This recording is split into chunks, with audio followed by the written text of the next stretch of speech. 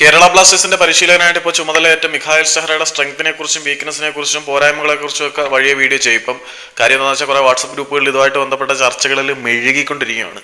അപ്പം പുള്ളി ആരാണ് എന്താണെന്ന് ജസ്റ്റ് പറഞ്ഞിട്ട് അങ്ങ് പോവാം.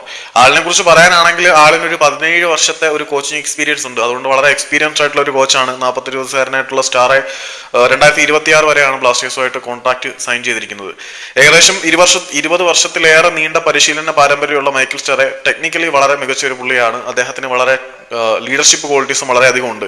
സ്വീഡിഷ് ക്ലബ്ബായിട്ടുള്ള വാസ്ബി യുണൈറ്റഡിലൂടെയാണ് അദ്ദേഹത്തിന്റെ പരിശീലക കരിയർ ആരംഭിക്കുന്നത്. പിന്നെ 2009 സ്വീഡിഷ് ക്ലബ്ബായ AIKയുടെ മുഖ്യ പരിശീലകനായിട്ട് ആള് ചുമതലയേറ്റു.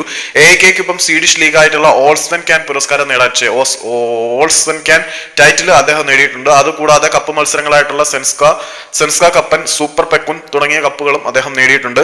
IFK ഗോട്ടർബർഗ് എന്ന് പറയുന്ന ക്ലബിനോടൊപ്പം സെസ്ക കപ്പ് നേടാനും അദ്ദേഹത്തിന് കഴിഞ്ഞിട്ടുണ്ട്. അദ്ദേഹത്തിന്റെ കരിയറിലെ പ്രധാന നേട്ടങ്ങളായിട്ടാണ് ഈ 4 കിരീട നേട്ടങ്ങളെ വിശേഷിപ്പിക്കുന്നത്. അത് വലിയ ടൈറ്റിൽ അച്ചീവ്മെന്റ് ആയിട്ട് എനിക്ക് തോന്നുന്നില്ല. പിന്നെ കരിയറിലെ 400ഓളം മത്സരങ്ങളുടെ അനുഭവ സമ്പത്തുണ്ട്. Stahre Sweden, China, Norway, America, Thailand തുടങ്ങിയ നിരവധി രാജ്യങ്ങളിൽ ആളിന് കോച്ചിങ് എക്സ്പീരിയൻസ് ഉണ്ട്. AIK പാനിയോനിസ്, ഗോട്ടർബർഗ്, ഡാലിയൻ ഗിവാംഫ്, BK ഹാക്കൻ, സാൻജോസ് എർത്ത്ക്വേക്സ്, സ്വാസ്ബർഗേറ്റ് തുടങ്ങിയ വിവിധ ടീമുകളെ പുള്ളി പരിശീലിപ്പിച്ചിട്ടുണ്ട്. ഇതിനകത്ത് ഏറ്റവും അവസാനമായിട്ട് പുള്ളി പരിശീലിപ്പിച്ചത് തായ് ക്ലബ്ബായിട്ടുള്ള ഉത്തൈ താനിയാണ്. പിന്നെ അദ്ദേഹത്തിന്റെ ആള് നല്ല ഫ്ലെക്സിബിൾ ആയിട്ടുള്ള ഒരു കോച്ചാണെന്നാണ് പറയപ്പെടുന്നത്. പിന്നെ യുവതാരങ്ങളെ അത്യാവശ്യം നല്ല രീതിയിൽ ആൾ നർച്ചർ ചെയ്തെടുക്കും എന്നൊക്കെയാണ് വിശേഷിപ്പിക്കുന്നത്. പിന്നെ മുഖ്യ പരിശീലകൻ എന്നതിന് പുറമെ അസിസ്റ്റന്റ് കോച്ചായിട്ടും ആളിന് കുറച്ച് അച്ചീവ്മെന്റ് ഒക്കെ ഉണ്ട്.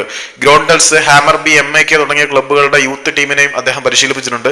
2004 AIKയുടെ അണ്ടർ-19 ടീമിലെ ദേശീയ കിരീടത്തിലേക്ക് നയിക്കാൻ അദ്ദേഹത്തിന് കഴിഞ്ഞിട്ടുണ്ട്. ജൂനിയർ ടീമിനെയാണ്.